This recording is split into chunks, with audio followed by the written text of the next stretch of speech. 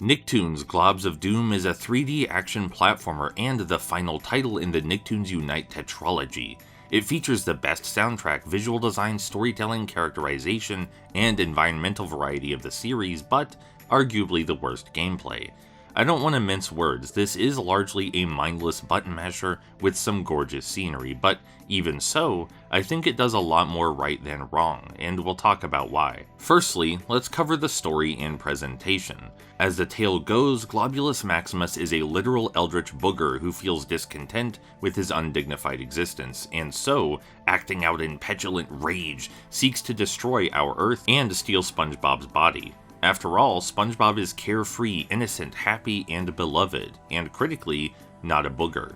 To combat Globulus, our heroes and villains from various backgrounds must traverse their familiar townships, locating artifacts to power a giant machine. As you might imagine, this is a setup for some fanservice sightseeing of the highest order, and Globs of Doom makes good on that. Every character and their respective homeworld has received an almost painterly touch, reflecting the attitude and art style of the source materials. I've nearly never seen a better looking licensed game than this. The sheer detail and dedication poured into these backgrounds, art assets, and the general atmosphere is remarkable. There's something special about climbing the Retroland Ferris wheel to see Bat Out of Heck and Show Me the Mummy on the skyline, or finding Mr. Krabs' money-filled mattress in the old junkyard, or even exploring less remembered areas like the Bikini Bottom Theater, all modeled with extraordinary care.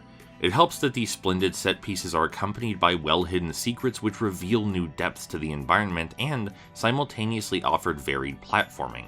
The Poopanunu Temple has oodles of pressure plate puzzles and booby traps, or you'll get to flip patties at a giant bubble bass, or dodge the lawn defenses in Zim's yard. It feels like a proper Nicktoons adventure, leveraging these beloved cartoons in a way prior games simply never did. There's so much genuine care on display that it's heartwarming.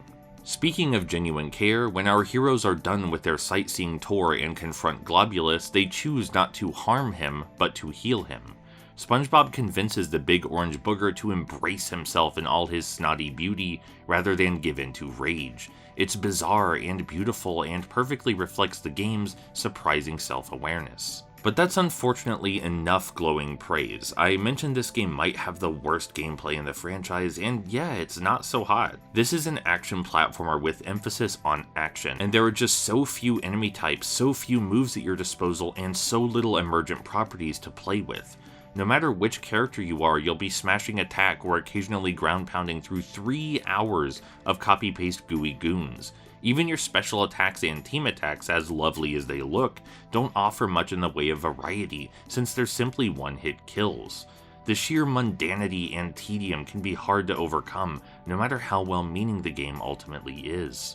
Still, that well-meaning nature wins out in the end, by a wide margin. This is a sweet-hearted, surreal story of self-acceptance with surprisingly effective stylization and evocative music. If you've got a Wii or PS2 and you love these cartoons and you admire Nickelodeon's unique brand of absurdity, Globs of Doom is a great time.